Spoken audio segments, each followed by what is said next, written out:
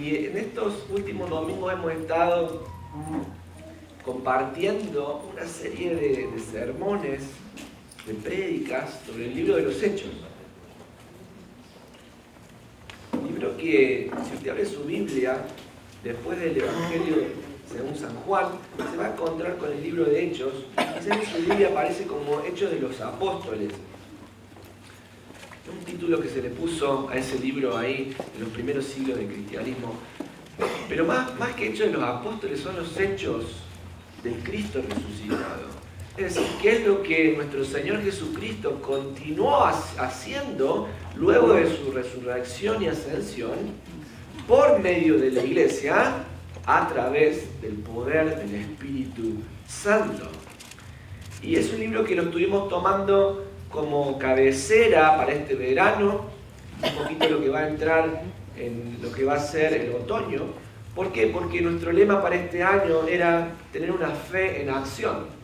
Cuando hablamos de fe, la gente piensa, bueno, sí, yo tengo fe que va a ganar este candidato, tengo fe de que me va a ir bien en el trabajo, como si fuera, no sé, una esperanza remota. Pero estuvimos viendo que la fe del verdadero creyente es, como dice Hebreos en el capítulo 11, el versículo 1, es la certeza de lo que se espera y la convicción de lo que no se ve.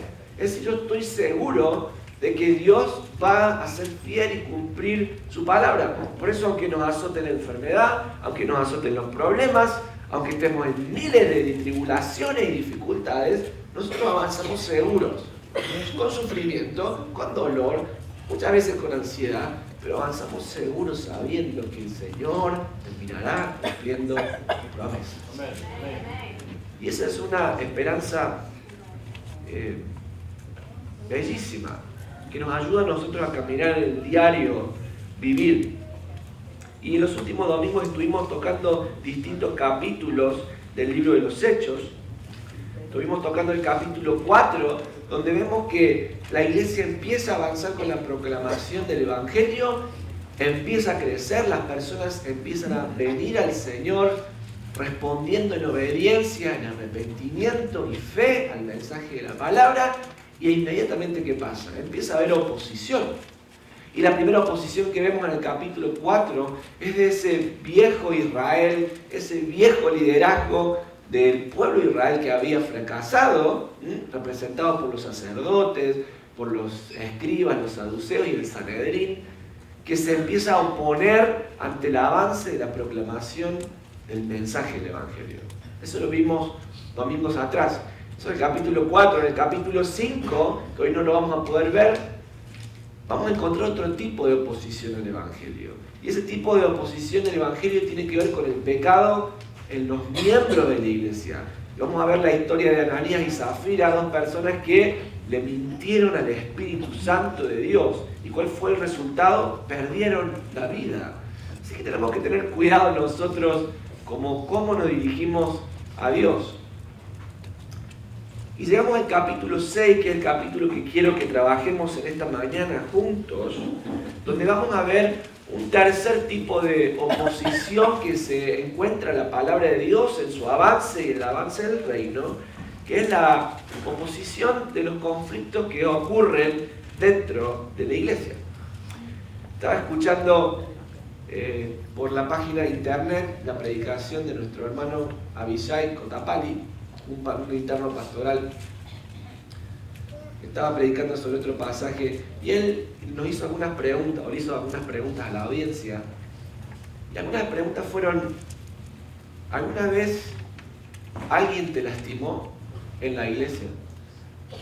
¿Cuántas veces personas que están dentro de la iglesia te han causado una herida? Y te diría, bueno, pero pastor, ¿cómo? Si en la iglesia se supone que somos todos santos, ¿cómo vamos a hablar de eso? Bueno, sí, somos santos redimidos por el Señor, pero como vamos a ver en unos minutos, muchas veces nos traemos algunos viejos hábitos de la vieja vida pasada, y los traemos dentro de la iglesia. Entonces es muy probable que, si no el 100%, el 99,9%, como ponen los que le venden esas aerosoles que matan gérmenes, el 99,9% matan. Bueno, el 99,9% de los que estamos aquí quizás hemos sufrido algún tipo de deserción en la iglesia. Quizás alguien te dijo algo que te lastimó. Quizás pasó algo que defraudó tu confianza. Quizás tenías una expectativa puesta en una persona y esa persona falló, porque las personas fallan. Eso es lo que mejor sabemos hacer. Y entonces el Evangelio que está avanzando no solamente ha tenido la oposición de la persecución de los líderes religiosos, no solamente ha tenido la oposición del pecado personal de miembros de la iglesia, sino que ahora el avance del Evangelio se va a encontrar con la oposición de conflictos adentro de la iglesia. Ahora quiero que entendamos juntos esta gran verdad. El capítulo 7, la idea fundamental del capítulo 6, es que la palabra de Dios avanza. Y avanza destruyendo todos los obstáculos, quitando todos los obstáculos que tiene en medio. ¿Y por qué les digo esto? Bueno, si miramos el capítulo 5, verso 42 de Hechos, ¿qué dice la palabra de Dios? Y cada día en el templo y casa por casa seguían enseñando y predicando este mensaje, que Jesús es el Mesías. Así es como termina esa unidad. Y cuando va a empezar el capítulo 6, ¿cómo empieza el capítulo 6? En el verso 1, al multiplicarse los creyentes rápidamente, hubo muestras de descontento.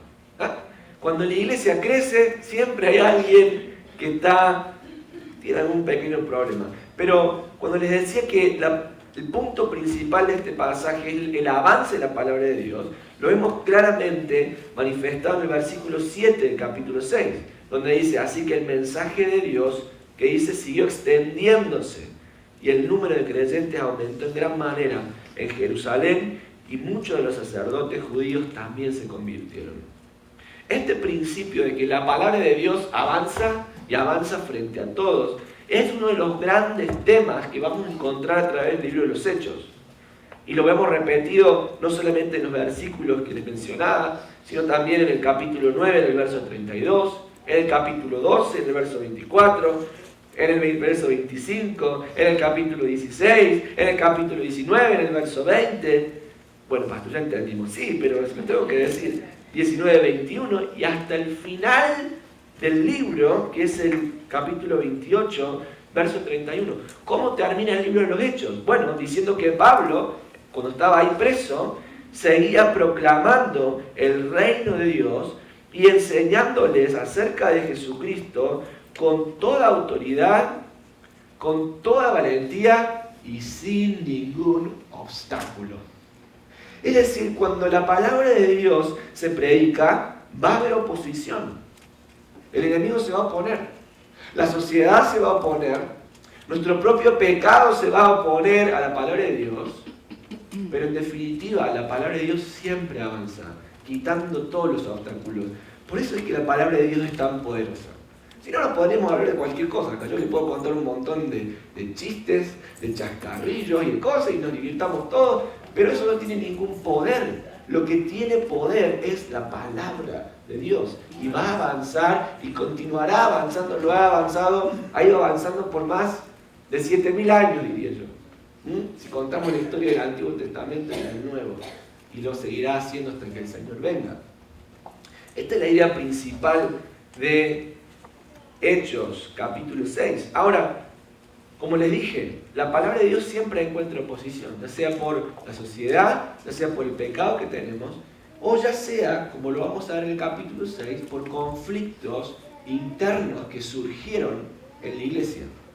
¿Cómo? ¿Hay conflictos en la iglesia? Bueno, no sé si usted fue a poner una iglesia, pero siempre hay conflictos en la iglesia. Fíjense, vamos a leer todos juntos el texto. Hechos capítulo 6, verso 1. Al multiplicarse los creyentes rápidamente, hubo muestras de descontento. O como dice la Reina Valera, hubo una murmuración. Los creyentes que hablaban griego se quejaban de los que hablaban hebreo, diciendo que sus viudas eran discriminadas en la distribución diaria de los alimentos. De manera que los 12 convocaron a todos los creyentes a una reunión. Dijeron, nosotros los apóstoles deberíamos ocupar nuestro tiempo en enseñar la palabra de Dios y no en dirigir la distribución de alimentos. Por lo tanto, hermanos, escojan a 7 hombres que sean muy respetados, que estén llenos del espíritu y de sabiduría. A ellos les daremos esta responsabilidad. Entonces nosotros, los apóstoles, podremos predicar nuestro tiempo a la oración y enseñar la palabra. Versículo 5. A todos les gustó la idea y eligieron a Esteban, un hombre lleno de fe y del Espíritu Santo. A Felipe, a Prócoro, a Nicanor, a Timón, Pumba no estaba ahí, pero a Timón no. Parmenas y a Nicolás de Antioquía, quien anteriormente se había convertido a la fe judía. Estos 7 hombres fueron presentados ante los apóstoles,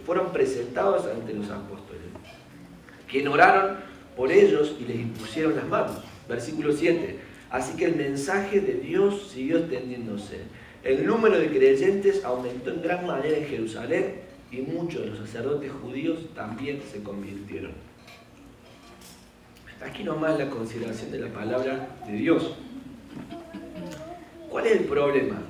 ¿Qué está pasando? Bueno, hay conflictos en la iglesia. Los judíos que habían llegado ahí, si ustedes se acuerdan en Hechos en el capítulo 2, habían venido muchos judíos de muchas naciones, de Chipre, de la provincia de Capadocia, la provincia romana, lo que sería hoy Turquía, Bitinia, Asia, del norte de África, pero eran judíos que habían llegado a Jerusalén para celebrar la fiesta de Pentecostés, y ahí fue donde está el derramamiento del Espíritu Santo de Dios y inicia la iglesia. Ahora, ¿qué pasaba? Los judíos que no vivían en Jerusalén, pues no hablaban arameo, no hablaban ni arameo y tampoco hablaban hebreo. ¿Por qué? Porque era una lengua que solamente se hablaba ¿dónde? En Judea. Entonces estos judíos que venían de otros países, lo que hablaban era griego, que era un poco la lengua común con el latín que se manejaba en esa región.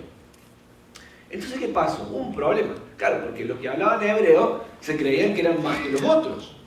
De hecho, hay evidencia que en el tiempo de los macabeos, que vendría a ser el periodo intertestamental, cuando venía un judío que no vivía en Jerusalén, los que vivían en Jerusalén se creían que eran más importantes. Yo no sé de dónde usted nació, dónde se creció, pero me parece a mí, ¿no? Digo, que en cada país, los que son de la capital, como que son capitalinos, esos son los mejores, ¿no? Y los que son de los pueblitos, ese es un pueblerino, ¿verdad? No sé cómo será en cada país, pero generalmente algo de eso hay. Si uno no es de la capital, entonces uno es un pueblerino. Y como que uno va a la capital a hacer un trámite por ahí de vez en cuando, a visitar un pariente, y todo el mundo se da cuenta que usted no es de ahí. Y el taxista, cuando usted va ahí, se da cuenta, usted no es de aquí, ¿no? Entonces lo hace dar vuelta por toda la ciudad para cobrarle más caro. Bueno, un poco de eso pasaba aquí.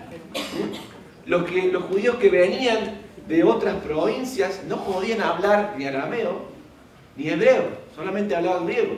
Entonces los judíos que sí hablaban hebreo se sentían superiores a los otros. ¿Por qué? Nosotros somos de Jerusalén, nosotros podemos hablar el lenguaje bíblico, ustedes no. ¿Qué vergüenza debería darles?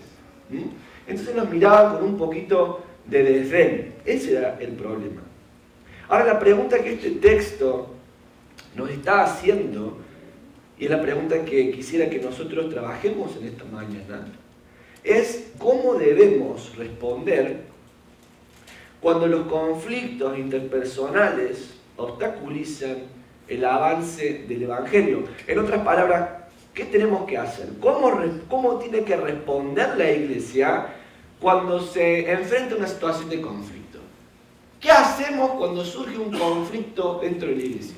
Cuando una hermana se pelea con la otra. Cuando en un ministerio, en un departamento, ese departamento se pelea con otro. ¿Qué hacemos? Los mandamos que nos cocinen.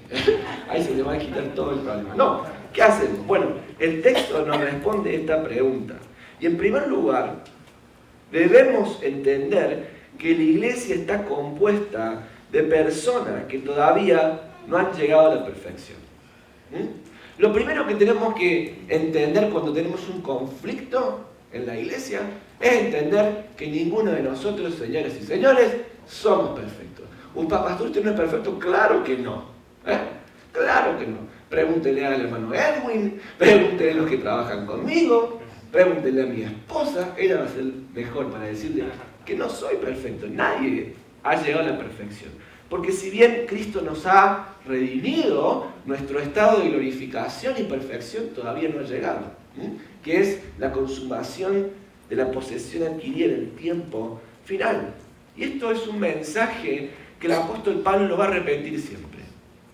Yo cuando pienso en el apóstol Pablo, se me sale del corazón porque digo, qué hombre de Dios, un hombre sensato, santo, puro, dedicado a la obra de Dios. Sin embargo, él a los filipenses les escribe en el capítulo 3 y le dice, hermanos, yo no creo que yo ya lo haya alcanzado, ni que sea perfecto. Si el apóstol Pablo dijo eso, entonces nosotros no vamos a ser perfectos. Lo primero que tenemos que entender cuando hay un conflicto en la iglesia es que la iglesia no está compuesta por personas perfectas, sino personas que han sido redimidas por Dios, pecadores que han sido llamados al arrepentimiento. Es interesante notar que estos judíos que tenían ese prejuicio racial o ese prejuicio de estatus social, claro, Dios los llamó a ser parte de su familia, pero siguieron con esos viejos hábitos. Es decir, ellos pensaban que los de Jerusalén y los de Judea eran mejor que los otros. Entonces, claro, cuando la iglesia empezó a crecer y había que servir a las mesas, ¿qué hacían estas personas? Bueno, las viudas de los judíos que hablan hebreo, vamos a atenderlas a esas primero. Y si sobra pan, se lo vamos a dejar a las que hablan griego. Eso es discriminación. Eso es hacer acepción de personas. E incluso en la ley de Moisés, en el Antiguo Testamento, el pueblo siempre tenía en claro que Dios no hace acepción de personas. No porque este sea de un color y este otro, lo vamos a tratar mejor a este y menos a este. Porque este hable un idioma y este no lo hable, entonces lo vamos a tratar mejor a este y no a este. Y esto estaba pasando en la iglesia.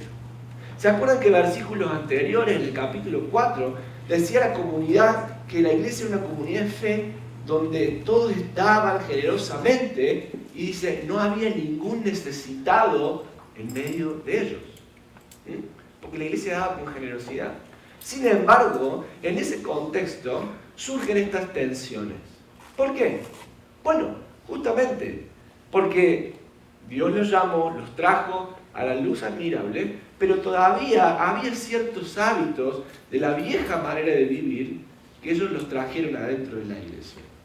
Entonces, claro, los judíos que hablaban hebreo pensaban que eran mejores que los otros.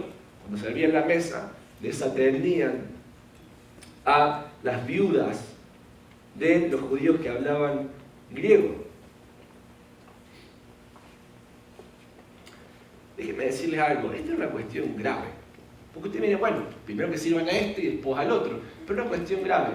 Porque en la ley de Dios, e incluso en el Antiguo Testamento, Éxodo del capítulo 22, del 22 al 24, del Deuteronomio 14, Dios siempre le mandó a su pueblo a que tenga especial atención a tres personas, tres clases de personas. Las viudas, los huérfanos y los extranjeros. ¿Por qué? Porque son personas que están en una situación de desigualdad frente a otras personas. En esa época no había seguridad social, no es que si se le moría el esposo podía cobrar un cheque, una pensión de la seguridad social, no podía trabajar, no podían. Las mujeres dependían 100% en su sustento del hombre. Y si no, se le murió el hombre, el marido, y no tenían hijos, esa pobre mujer no podía subsistir, estaba condenada a vivir una vida de pedir en las calles. Entonces Dios siempre en su palabra fue muy claro que a las viudas hay que atenderlas. Y Éxodo en capítulo 22 es severo el Señor. Dice, no corrompas ni te aproveches de la viuda. ¿Por qué? Porque ellas tienen un gran defensor que soy yo, Jehová. Que cuando ellas clamen a mí, yo voy a responder. Cuidado, cuidado. Y la iglesia estaba en su caminar ignorando este precepto del Señor. Ahora, ¿qué tiene que ver esto con nosotros, pastor? Esto que pasó ahí tanto tiempo atrás, ¿qué tiene que ver con nosotros? Bueno, tiene mucho que ver con nosotros. Porque nosotros venimos aquí cada domingo Y muchos de ustedes han sido llamados por el Señor para el arrepentimiento de sus pecados y han sido parte y forman parte de la familia de Dios, pero todavía están arrastrando ciertos hábitos del viejo hombre, ciertos hábitos que ustedes traían antes de conocer a Cristo y los meten a la iglesia. Entonces, ¿qué pasa? Bueno, toda la vida fui un gruñón, toda la vida fui iracundo y hablé mal. Entonces estoy en la iglesia, estoy trabajando y cuando alguien viene y me enojo, ¿cómo respondo? Gritando, a los gritos. ¿Por qué? Porque sigo arrastrando un hábito del viejo hombre que lo traía antes de conocer a Cristo y todavía estoy ahí. Y eso no solamente pasa en la iglesia, pero pasa también en la familia. Venimos al Señor, empezamos a conocerlo más, sin embargo todavía nos seguimos vistiendo de ese hombre que está muerto, que fue enterrado con Cristo. Lo sacamos de la tumba y lo volvemos a poner ahí con nosotros. Y contestamos mal, hablamos mal, somos ásperos, nos enojamos por cualquier cosa, somos insensibles. Y así es como se generan los conflictos. Ah, ¿qué, pastor? ¿Los conflictos se generan por mi culpa? ¡Claro! ¡Claro que sí! ¿Por culpa de quién, si no? Por culpa nuestra. Miren lo que nos dice el apóstol Pablo en la epístola a los Colosenses en el capítulo 3, en el verso 5. Haced morir, pues, lo terrenal en vosotros: fornicación, impureza, pasiones desordenadas, malos deseos y avaricia, que es idolatría, cosas por las cuales la ira de Dios viene sobre los hijos de desobediencia. Escuchen esto: en las cuales vosotros también anduvisteis en otro tiempo cuando vivíais en ellas. De ahí nos sacó el Señor. Pero ahora dejad también vosotros todas estas cosas: ira, enojo, malicia, blasfemias, palabras deshonestas de vuestra boca. Yo agregaría ahí ironía, sarcasmo.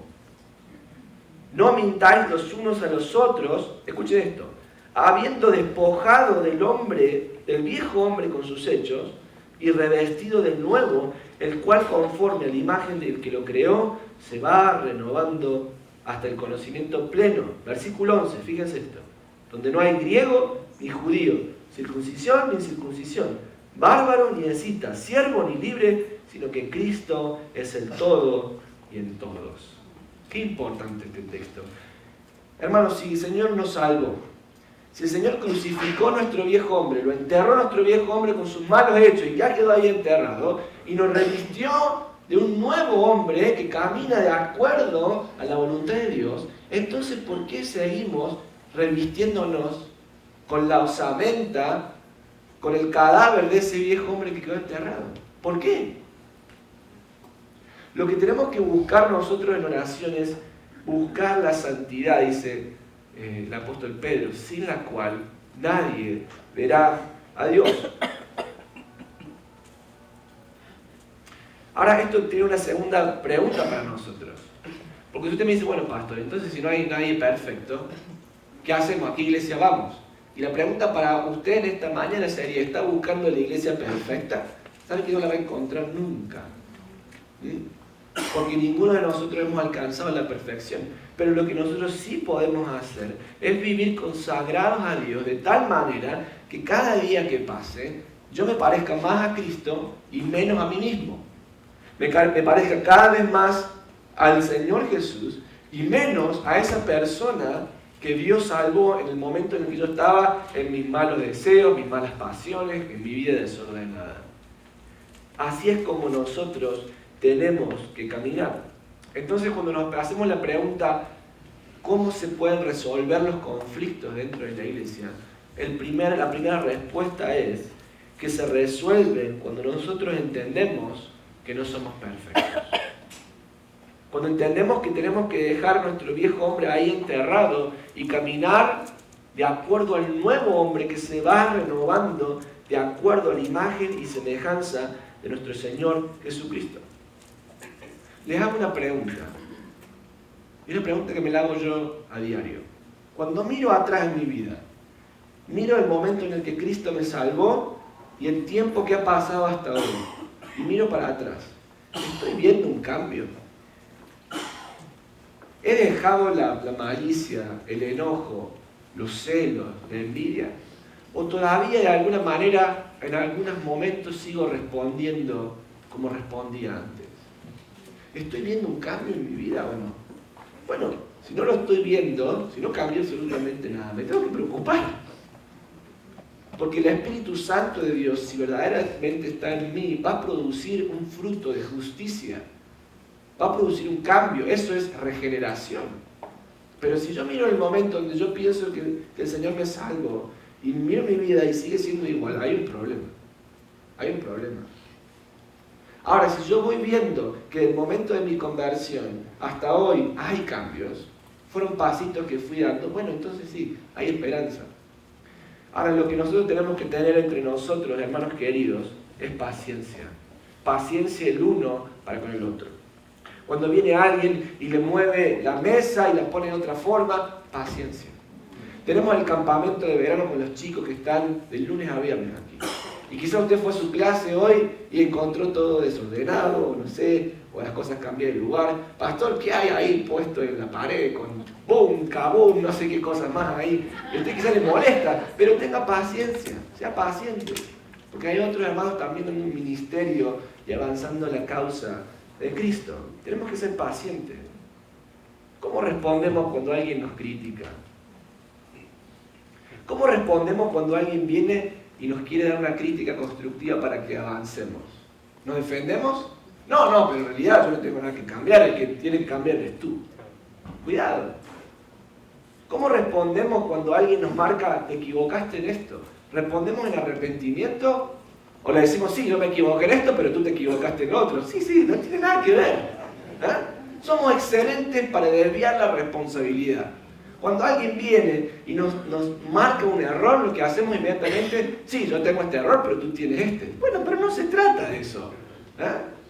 ¿Cómo respondemos en estas situaciones? Y es muy importante. Porque si bien no somos perfectos, no tenemos que dejar de saber que el Señor Jesucristo nos salvó para caminar en una vida de perfección. Y ese es nuestro objetivo. Y ahí es donde tenemos que ir.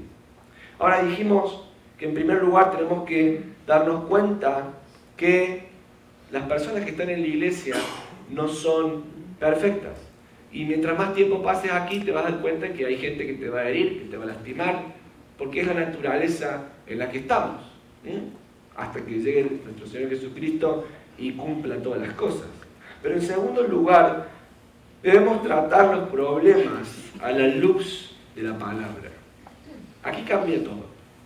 Una cosa es reconocer, bueno, este es el problema y me doy cuenta que no soy perfecto, ok, tengo un espíritu para empezar a caminar en paciencia, en mansedumbre, en humildad.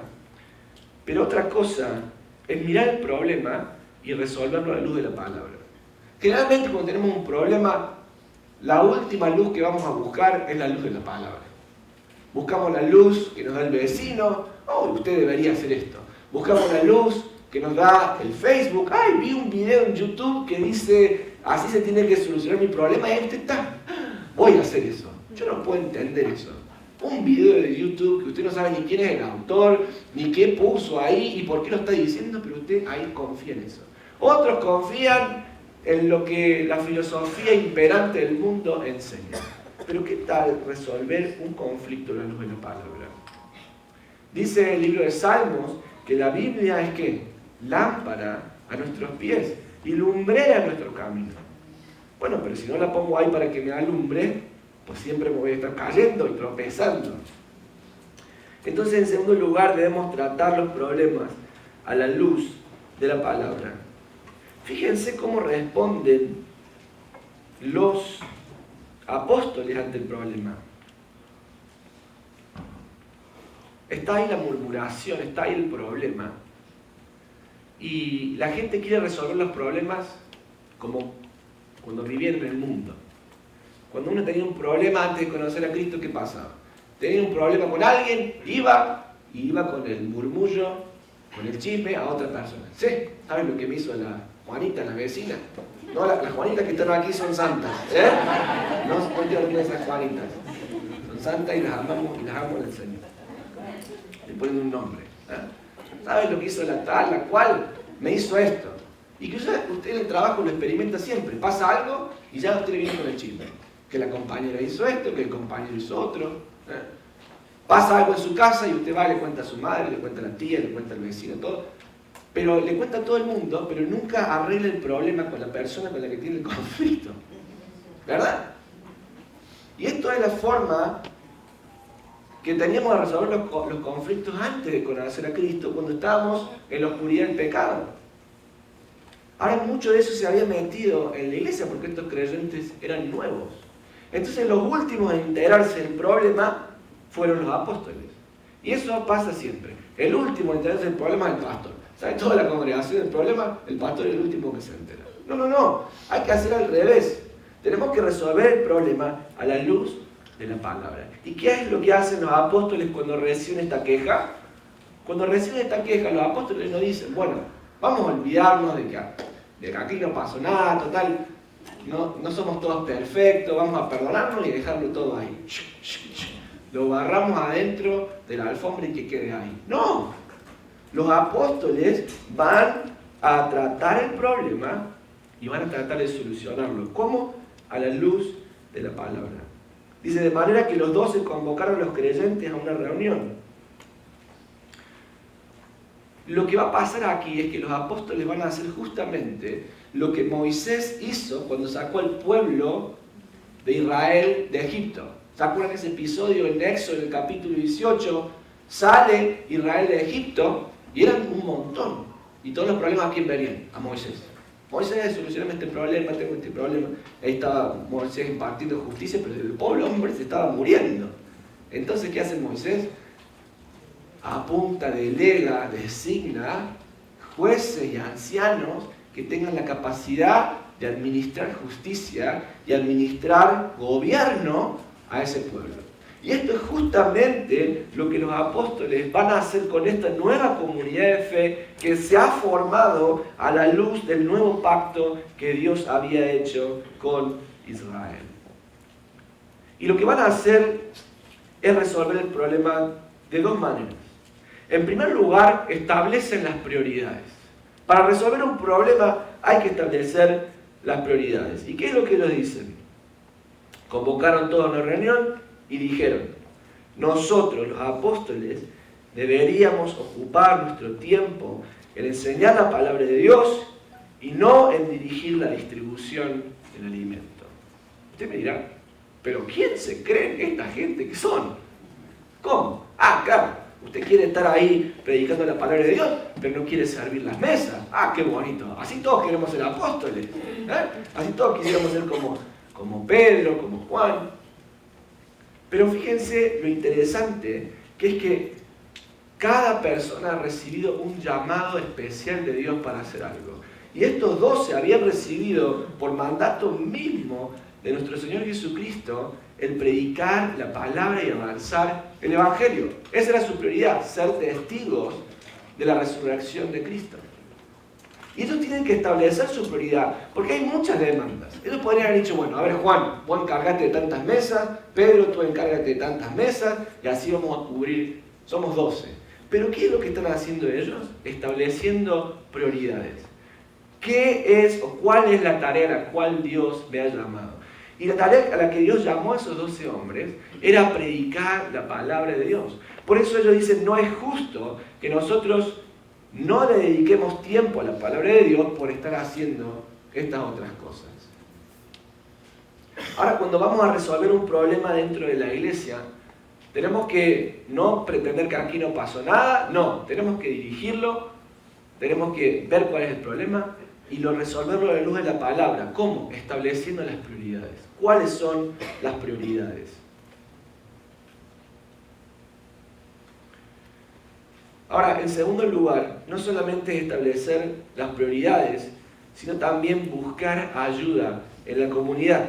Continuemos leyendo el texto. Por lo tanto, hermanos, escojan a 7 hombres que sean muy respetados, que estén llenos del espíritu y de sabiduría. A ellos le daremos esa responsabilidad. Lo que están diciendo los apóstoles, nosotros no podemos hacer todo. tiene que haber gente de la misma comunidad que tienen que tener 3 características en este texto. ¿Cuáles son? La primera, que sean de buen testimonio. Es decir, que tengan una buena reputación. Que nadie diga, pero esta persona, mira, tiene una vida desordenada y destruida. No, una persona que demuestre que tiene una buena reputación en la comunidad. En segundo lugar, que esté llena del Espíritu Santo. Y en tercer lugar, que sean personas de sabiduría. Esas son las personas que tienen que levantarse para ayudar a los apóstoles ¿a qué? A atender estos ministerios de los cuales se estaban desatendiendo. Ahora, qué importante notar esto, que las cualidades que se buscan en estos siervos no son cualidades de habilidades, sino son cualidades de carácter. Qué diferente. Los apóstoles pudieron haber dicho, bueno, busquen gente que tenga un máster en logística, para que sepa cómo distribuir las mesas, otro que tenga un máster en, no sé, estudios culinarios, para que sepa cómo cocinar. No. No están buscando gente ni que sea inteligente, ni que sea rápida, ni que se sepa desenvolver, ni que sea carismática. Lo que están buscando es gente de carácter. Gente de carácter. Gente que tenga una buena reputación. Gente que sea llena del Espíritu. ¿Qué significa esto? No tengo todo el tiempo del mundo para explicarlo hoy. Pero estar lleno del Espíritu no hace referencia al bautismo del Espíritu Santo. El bautismo del Espíritu Santo ocurre en el momento de la conversión. Cuando Dios nos llama de nuestro pecado a la vida en Cristo, en ese mismo instante somos bautizados en el Espíritu Santo. Efesios capítulo 1, verso 13. Habiendo oído la palabra de verdad, fuimos sellados, bautizados en el Espíritu Santo. No hay duda de eso. Y eso ocurre una sola vez y el Espíritu Santo no nos deja nunca más, porque es la garantía ¿de qué? De la redención de nuestra posesión adquirida. Así opera. Ahora, ¿qué es estar lleno del Espíritu Santo? Bueno, Efesios capítulo 5, verso 19 y Colosenses capítulo 3 nos dan un poquito más la idea. Una persona llena del Espíritu Santo es una persona que camina en comunión con Dios, observando los mandatos del Señor en su palabra. Esa es una persona llena del Espíritu Santo. Una persona del Espíritu Santo no es una persona que anda ahí en éxtasis. Ahí, usted se anda levitando ahí. No. Una persona llena del Espíritu Santo es una persona que abunda la palabra de Dios. Que cuando viene un problema está pensando, ¿qué es lo que dice la palabra? ¿Cómo resuelvo este problema? Que cuando viene alguien a decirle, no tengo dinero, pero tengo que pagar los impuestos. ¿Los pago o no los pago? ¿Cómo resuelve esa persona un conflicto? ¿Lo resuelve con su sabiduría o lo resuelve la palabra de Dios? Es una persona que está en íntima comunión con Dios, que a diario valora su tiempo en la palabra, que camina con el Señor y que todo el mundo lo nota. ¿Por qué? Porque los apóstoles dijeron, escojan ustedes 7 varones así. Y la gente lo eligió, ¿por qué? Porque se nota. El que camina lleno del Espíritu Santo se nota, se ve. Varones de buena reputación, varones llenos del Espíritu Santo y por último, varones de sabiduría. ¿Por qué? Porque si no tienen la sabiduría de lo alto, entonces ¿cómo van a resolver los problemas? Ahora bien, hago una aclaración. Muchos piensan y dicen, bueno, estos son los primeros diáconos de la iglesia. No estaría tan seguro de decir que estos son los primeros diáconos de la iglesia. La orden de los diáconos, de los ancianos y las diaconisas son 3 órdenes que surgen luego de con mayor posterioridad en la iglesia. Pero estos son hombres que Dios llama para gobernar la iglesia y ayudarle a los apóstoles con esa carga. Y fíjense que dice hombres, no dice mujeres. ¿Por qué? Porque de acuerdo a las enseñanzas de nuestro Señor Jesucristo y de la palabra de Dios, el liderazgo de la iglesia está reservado para los hombres. Pastor, ¿está en contra de las mujeres? No estoy en contra de las mujeres ni nada de eso. Y ya tuvimos toda una serie de sermones sobre eso. Pero el liderazgo espiritual de una iglesia tiene que estar conducido por hombres. Por eso es que en nuestra iglesia nosotros no ordenamos mujeres pastoras. A veces digo que mi esposa le dice la pastora y mi esposa sale corriendo ahí, no quiere saber nada. sino que tenemos pastores, varones, porque así lo dice la palabra de Dios. Ahora bien, cuando resolvemos un problema, lo tenemos que resolver estableciendo las prioridades y buscando ayuda en la comunidad. Ahora tú me dices, esto está fantástico para usted, pastor, para que sepa cómo resolver los problemas en la iglesia. Pero lo pensemos nosotros para nuestras vidas. Cuando tú tienes un problema, ¿estás estableciendo las prioridades en tu vida? ¿Cuál es tu prioridad más grande? Amado, tu prioridad más grande es ser un testigo de la resurrección de Cristo. Entonces, cuando resuelvas un problema, lo que tienes que estar pensando es cómo lo que voy a decir o lo que voy a hacer va a traer gloria al nombre de Dios o va a traer deshonra al nombre de Dios. Bueno, si le estoy gritando ahí a mi esposa para resolver el conflicto, ¿usted cree que así le va a traer gloria a Dios? No, le va a traer deshonra.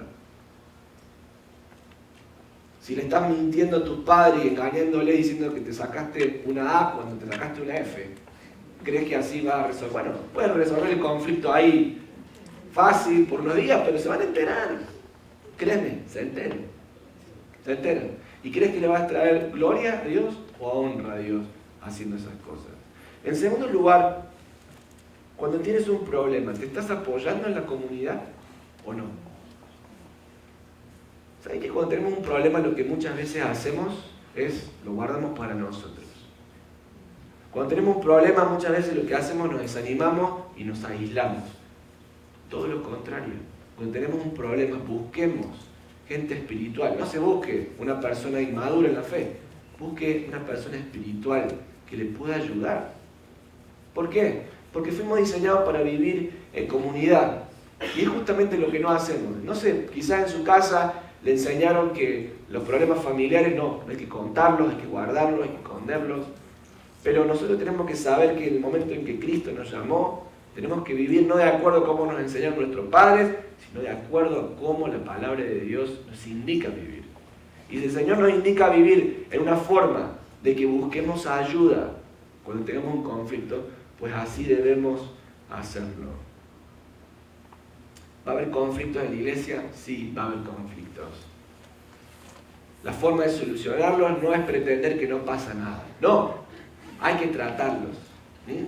¿Y cómo los tratamos? Con dos cosas. Sabiendo que no somos perfectos en primer lugar. Y en segundo lugar, resolviendo los problemas a la luz de la palabra. ¿Cómo? Estableciendo nuestras prioridades y buscando ayuda en la comunidad.